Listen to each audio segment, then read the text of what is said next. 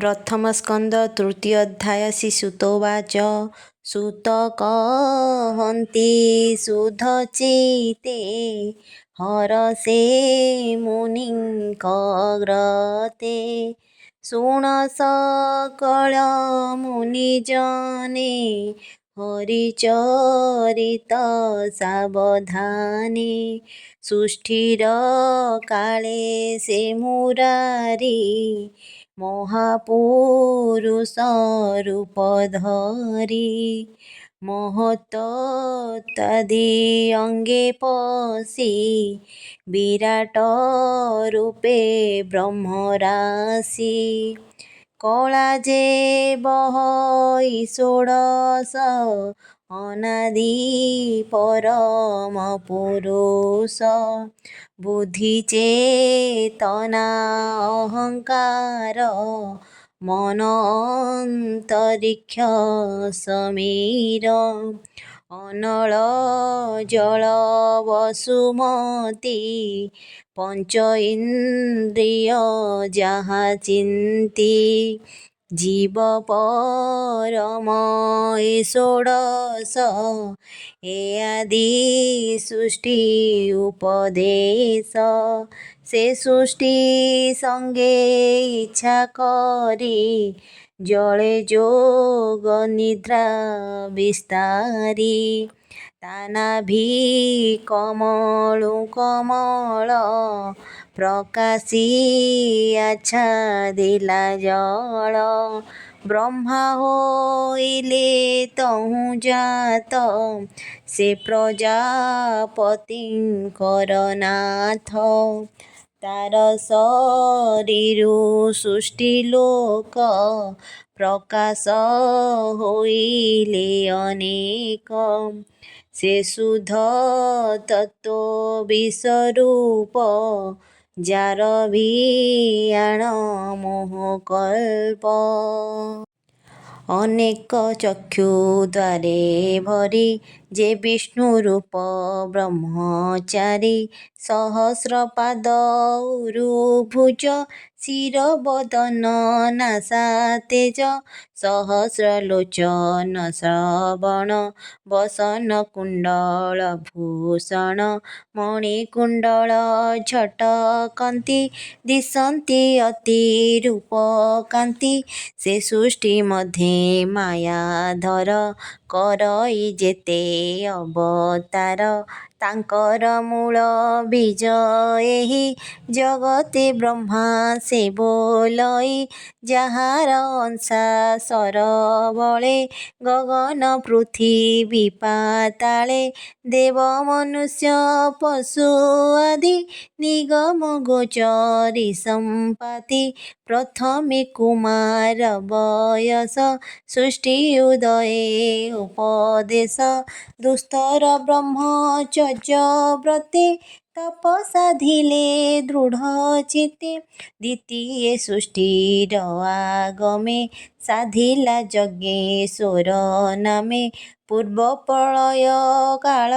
बळे मोहि जे थिला रसा तळे ताकू धरे नर हरि तत्क्षणे काल रूप धरी उद्धरी जले भसाइला बराह कल्प बोलाइला तृतीय ऋषि संगे हरि नारद ऋषि रूप धरी विष्णु भक्त जनहिते निष्काम भाव उपगते चतुर्थे जन्म देव कांडे धर्म उद्देश्य कर्म कांडे से रूपे नर नारायण सृजिले धर्म आचरण तप साधिले दृढ़ चित्ते सृष्टि कल्पने अविरते पंचमे सिद्धि अवतारे जन्मिले कंदर्मर घरे नाम जे कपिल बोलाई पिता माताଙ୍କୁ ज्ञान कही षष्ठ सर्गरे नर हरि अत्रिर वंशे अवतरी ଅନେକ ଜ୍ଞାନ ଶାସ୍ତ୍ର କଳ୍ପେ ଜନ୍ମିଲେ ଦତ୍ତାତ୍ରୟ ରୂପେ। ସପ୍ତମେ ଋଷି ଋକ୍ଷ ବୀର୍ଯେ ଜନ୍ମିଲେ ଆକୃତିର ଗର୍ଭେ। ଏ ରୂପେ ଯଜ୍ଞ ଅବତାରେ ପାଳିଲେ ସ୍ୱୟଂଭୂଙ୍କ ବର। ଅଷ୍ଟମ ନାଭି ଗୃହେ ଜାତ ଋଷଭ ମେରୁ ଦେବୀ ସୁତ। କଠୋର ଅତି ତପ କଲେ ଜ୍ଞାନୀଙ୍କୁ ପଥ ଦେଖାଇଲେ। ନବମେ ପୃଥୁ ରୂପ ଧରି ବେଳେ ଦୁହିଁଲେ ବସୁନ୍ଧରୀ। କ୍ଷୀରେ ଧରଣୀ କରି ସମ ନାବ ବହିଲେ ଉଷତମ। ଦଶମେ ମତ୍ସ୍ୟ ରୂପ ହୋଇ ନାଦେ ଅଶ୍ୱଧି ବୀଜ ବହି। ପ୍ରଳୟ ଜଳେ ବିହାରିଲା ରବି କୁମାର କୁରଖିଲା। ଏକାଦଶରେ ଚକ୍ରଧର ଯେ ରୂପେ ଜନ ଉପକାର। ଇନ୍ଦ୍ରର ଅର୍ଥେ ଦେବାସୁରେ କ୍ଷୀର ସମୁଦ୍ର ମନ୍ଥିବାରେ। କପଟେ କର୍ମ ରୂପ ହୋଇ ମନ୍ଦରଗିରି ପୃଷ୍ଠେ ବହି। ଦ୍ୱାଦଶ ସର୍ଗେ ବିଶ୍ୱରୂପେ ଜନ୍ମିଲା ଧନ୍ୱନ୍ତରୀ ରୂପେ। ଅମୃତ କ୍ଷୀର ନଭୁଆଣି ଦେବଙ୍କୁ ପିଆଇଲେ ପୁଣି। ମୋହିନୀ ରୂପେ ତ୍ରୟୋଦଶେ ଅସୁର ମୋହେ କାମ ବେଶେ। ଚତୁର୍ଦ୍ଦଶେ ନୃସିଂହ ବପୁ ବିଦାରେ ହିରଣ୍ୟକଶ୍ୟପୁ। ବାମନ ରୂପେ ପଞ୍ଚଦଶେ ବଳିକୁ ଛଳିବେ ବିଶ୍ୱାସେ। ଷୋଡ଼ଶ ଅବତାରେ ହରି ପରଶୁରାମ ରୂପ ଧରି। ପିତାର ବଧ ଅହଙ୍କାରେ ଧରଣୀ ଏକ ବଂଶବାରେ। ଭ୍ରମିଲା ମହାକୋପ ନଳେ ରାଜାଙ୍କୁ ଧରି ବାହୁବଳେ। ଦୁଷ୍ଟ କ୍ଷତ୍ରିୟ କାଟି ମୁଣ୍ଡ ରୁଧିରେ ପୂର୍ଣ୍ଣ କଲା ପିଣ୍ଡ। ତର୍ପଣ କଲେ ପିତୃଗଣେ ତପେ ରହିଲେ ଘୋର ବନେ। ସପ୍ତଦଶରେ ସୁର କାର୍ଯ୍ୟେ ଜନ୍ମିଲେ ପରାଶର ବୀର୍ଯେ। ନିଗମ ବୃକ୍ଷ ଥିଲା ଏକା ବିଚାର କଲା ଶତେ ଶାଖା। ପ୍ରାଣୀଙ୍କ ଦେଖି ଅଳ୍ପ ବୁଦ୍ଧି ଯେ ଧର୍ମ ସଂସାରେ ପ୍ରସିଦ୍ଧି। ସେ ପୁଣି ଦିବାକର ବଂଶେ ଶ୍ରୀରାମଚନ୍ଦ୍ର ଅଷ୍ଟାଦଶେ। ଜଳଧି ବାନ୍ଧି ସୀତା ଛଳେ ଲଙ୍କା ଧ୍ୱଂସିଲେ ଭୁଜବଳେ। ରାବଣ ମାରି ଦେବ କାର୍ଯ୍ୟେ ଧର୍ମ ସ୍ଥାପିଲେ ଏହୁଁ ରାଜେ। ଊନବିଂଶତି ରୂପ ହରି ଯାଦବ ବଂଶେ ଅବତରି। କୃଷ୍ଣ ଶରୀର ରାମ ତୁଲେ ଅବନୀ ଭାର ନିବାରିଲେ। କଳି ଆଗମେ ଭାବଗ୍ରାହୀ ପାଷାଣ୍ଡ ଜନ ମନ ମୋହି। ବୃଦ୍ଧ ନାମରେ ଦ୍ୱିଜ ଘରେ ଜନ୍ମିଲେ କୀଟକ ନଗରେ। ଜ୍ଞାନ ଉଦ୍ଦେଶ ଭଗବାନ ମୋହିଲେ ଅସୁରଙ୍କ ମନ। ଏମନ୍ତ ଜନ୍ମ ଏକବିଂଶ ସୃଜନ ହିତେ ହୃଷିକେଶ। ସେ ପୁଣି କଳି ଯୁଗନ୍ତେ ରାଜାଙ୍କୁ ଦେଖି ଏ ଜଗତେ। ହୃଦୟ ହୃଦେ ପ୍ରଜା ମାରି ଧନ ଜୀବନ ନିତ୍ୟ ହରି। ସେ କୋପେ ବିଷ୍ଣୁ ଯଶା ଘରେ ଜନ୍ମିଲେ କଲ୍କି ଅବତାରେ। ମନରୁ ଅତି ବଳବନ୍ତ ଅସୋଆରହି ଜଗନ୍ନାଥ। ସୁନନ୍ଦ ଖଡ଼୍ଗ କରି ଧରି ଦୁଷ୍ଟ ରାଜାଙ୍କୁ ବେଗେ ମାରି। ଅଳପ ପ୍ରଜା ଜନ ସେ ଦୟାରେ ଲଭିଲେ ଆଶ୍ୱାସ। ସେ ସତ୍ୟ ନିଧି ମାୟାଧର ଅସଂଖ୍ୟ କରେ ଅବତାର। ଯଥା ଅକ୍ଷୟ ହୃଦେ ଦେହେ ସହସ୍ର କ୍ଷୁଦ୍ର ନଦୀ ବହେ। ଋଷି ଦେବତା ମନୁରାଜା ଯେ ମନୁ ପୁତ୍ରେ ମହାତେଜା। ଏ ଆଦି ଯେତେ ପ୍ରଜାପତି ବିଷ୍ଣୁର ଅଂଶେ ଜନ୍ମ ହୁଅନ୍ତି। କେ ଅଂଶେ କେତେ କଳା ହୋଇ ବିଭୂତି ଗୁଣେ କେ ଜନ୍ମଇ। ସକଳ ଅବତାର ସାର କିଏ ବା ଦେବା ପଟାନ୍ତର। ନିଜ ମୂରତି ଚକ୍ରଧର ସ୍ୱୟଂ ଶ୍ରୀକୃଷ୍ଣ ଅବତାର। ଏମନ୍ତେ ନାନା ରୂପ ଧରେ ସେ ହରି ସଂସାରେ ବିହରେ। ଦୁଷ୍ଟର ବଳେ ତେଜେ ହରି ସଂସାର ରଖ ନର ହରି।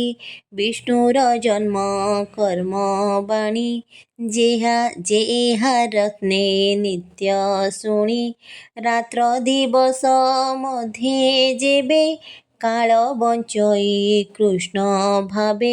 ସେ ଦୁଃଖ ସଙ୍କଟ ତରନ୍ତେ ଜନ୍ମ ମରଣେ ନାହିଁ ଭ୍ରାନ୍ତି। ବିଷ୍ଣୁ ଜନ୍ମଇ ଜନ ହିତେ ଏମନ୍ତ ନାନା ରୂପ ଯେତେ। ସ୍ୱଭାବେ ରୂପ ଯାର ନାହିଁ ନିର୍ଲୋପ ନିରଞ୍ଜନ ସେହି। ମାୟାର ଗୁଣେ ବିରଚିତ ମହତ ଆଦିର ସମ୍ଭୂତ।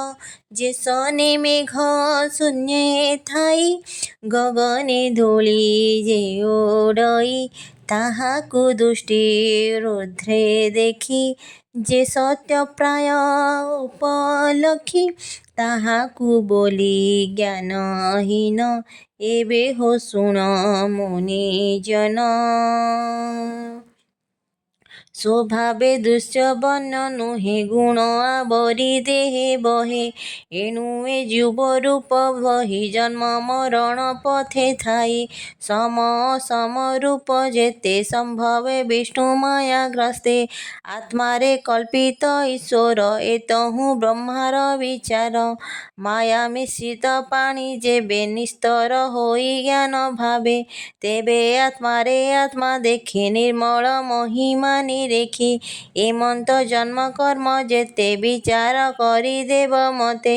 କହନ୍ତି ଯେତେ ମୁନି ଧ୍ୟାନେ ଏ ନ ଘଟଇ ଅନୁମାନେ। ପରମାନନ୍ଦ ରୂପେ ଚିତ୍ତ ଯେବେ ସେ ହୁଅଇ ମିଶ୍ରିତ। ତେବେ ସନ୍ମତ ବ୍ରହ୍ମ ଜ୍ଞାନ ଜାଣଇ ତତ୍ତ୍ୱଜ୍ଞାନୀ ଜନ। ଯାହାର ଜନ୍ମ କର୍ମ ନାହିଁ ଦେବର ଗୁପ୍ତ ତତ୍ତ୍ୱ ସେହି। ତାହାଙ୍କୁ ଜନ୍ମ କର୍ମ ଭାବେ କବିଏ ବର୍ଣ୍ଣନ୍ତି ସ୍ୱଭାବେ। ସ୍ୱଭାବେ ଜନ୍ମ ଯାର ନାହିଁ ବିଚାର କରିବ ସେ କାହିଁ। ଆମୋଦ ନୀଳା ନର ହରି ଆତ୍ମାରେ ବିଷ୍ଣୁ ମାୟା କରି। ବ୍ରହ୍ମାଣ୍ଡ ସୃଜଇ ପାଳଇ ତାହାଙ୍କୁ ଅନ୍ତେ ସେ ଭକ୍ଷଇ। ପ୍ରାଣୀଙ୍କ ମଧ୍ୟେ ଆତ୍ମା ତନ୍ତ୍ରେ ଷଡ଼୍ବର୍ଗ ଭୋଗ କରେ ନିତେ। ଏଣୁ ଈଶ୍ୱର ସେ ବୋଲଇ କିସ ଉପମା ଦେବି ମୁହିଁ। ଈଶ୍ୱର ଲୀଳା କର୍ମ ଯେତେ କେ ଜାଣି ପାରେ ତର୍କ ମତେ। ଏହାର ଅଛି ଯେତେ ନାମ ସ୍ୱଭାବେ ଯେତେ ଗୁଣ ଗ୍ରାମ। ନଟ ସେମାନେ ମାୟା କରି ମୋହଇ କୁହୁକ ବିସ୍ତାରି। ଅଜ୍ଞାନୀ ନାଶିବ କି ତାହା ଦୁରଧିଗମ୍ୟ ବିଷ୍ଣୁ ମାୟା। ଏ କାଳ ଚକ୍ର ଯାର ହସ୍ତ ଯେ ଜାଣି ପାରେ ତାର ଗ୍ରସ୍ତ। ସେ ହରି ପାଦ ପଦ୍ମ ଗନ୍ଧ ନିତ୍ୟ ଯେ ଯିଏ ନିତ୍ୟ ଯେ ପିଏ ମକରନ୍ଦ, ହିଂସା କପଟ ଦୂରେ ତେଜି, ସର୍ବାନୁକୂଳେ କୃଷ୍ଣ ଭଜି। ଭକତ ଭାବେଣ ଭଜନ୍ତି, ସେ କୃଷ୍ଣ ମହିମା ଜାଣନ୍ତି। ଧନ୍ୟ ଜୀବନ ତାହାଙ୍କର, ଯେ ହରି ଚରଣ କିଙ୍କର। ସର୍ବେ ଆତ୍ମାକୁ ଆତ୍ମା ଭାବେ, ଭଜନ୍ତି ନିତ୍ୟ ବାସୁଦେବେ। ଏମନ୍ତ ଭାବେ ଯେ ଭଜଇ, ଏ ମାୟା ତାକୁ ନ ଲାଗଇ। ଏ ଯେ ପୁରାଣ ଭାଗବତ, ନିର୍ମଳ ପଦ ବ୍ରହ୍ମତତ୍ତ୍ୱ। କୃଷ୍ଣର ଚରିତ୍ର ପ୍ରଶଂସି, ପ୍ରକାଶ କଲେ ବ୍ରହ୍ମ ଋଷି। ଜୀବର ମୁଖ୍ୟ ଫଳ ଅର୍ଥେ, ଧନ ମଙ୍ଗଳ ଏ ଜଗତେ। ସର୍ବନିଗମ ଇତିହାସେ, ସାର ଉଦ୍ଧାରି ମନ ତୋଷେ। ଆତ୍ମଜ୍ଞାନୀଙ୍କ ମଧ୍ୟେ ସାର, ଯେ ଶୁକ ରୂପେ ଅବତାର। ତାହାଙ୍କୁ ଭାଗବତ ଦୀକ୍ଷା, ଦେଇ କହିଲେ ଆତ୍ମଶିକ୍ଷା। ସେ ପୁଣି ପରୀକ୍ଷିତ ଆଗେ, କହିଲେ ଆତ୍ମା ଅନୁରାଗେ। ବ୍ରାହ୍ମଣ ଶାପେ ସେ ବିକଳେ, ନିବାସ କରି ଗଙ୍ଗା ଜଳେ। ପରଶ ଋଷି ମିଳେ ଥାଇ, କୃଷ୍ଣ ଚରଣେ ମନ ଦେଇ। ଏ ଭାଗବତ ରସ ଶୁଣି, ତରିଲା ଭବ ତରଙ୍ଗିଣୀ। ସେ କୃଷ୍ଣ ଲୀଳା କାର୍ଯ୍ୟ ଲଭେ, ନିଜ ଭୁବନେ ପୁଣି ଯେବେ। ସଙ୍ଗତେ ଘେନି ଧର୍ମ ଜ୍ଞାନ, ନିଜ ଶରୀରେ ହେବ ଲୀନ। ଏ କଳି ଯୁଗେ ଯେତେ ନରେ, ପଡ଼ିବେ ମାୟା ବନ୍ଧନରେ। ତାହାଙ୍କୁ ତପନ ଉଦିତ, ହୋଇବେ ଭାବେ ଭାଗବତ। ରାଜା ସଙ୍ଗତେ ଗଙ୍ଗା ତଟେ, ଅନେକ ଋଷିଙ୍କ ସଙ୍ଗତେ। ଏ ଭାଗବତ ତତ୍ତ୍ୱବାଣୀ, ଶୁକ ମୁନିଙ୍କ ମୁଖୁ ଶୁଣି। ଜାଣିଲି ଶୁକ ଅନୁରାଗେ, ଏବେ କହିଲି ତୁମ୍ଭ ଆଗେ। କହଇ ଦାସ ଜଗନ୍ନାଥ, ସୃଜନ ହିତେ ଭାଗବତ। ଏ ଭାବେ ଚିନ୍ତନର ହରି, ଘୋର ସଂସାରୁ ଜୀବ ତରି। ଇତି ଶ୍ରୀମଦ୍ଭାଗବତେ ମହାପୁରାଣେ ପରମହଂସ ସହିतं वैशिकं प्रथमस्कन्धे नमिषि उपाख्याने जन्म गृह नाम तृतीयोऽध्यायः।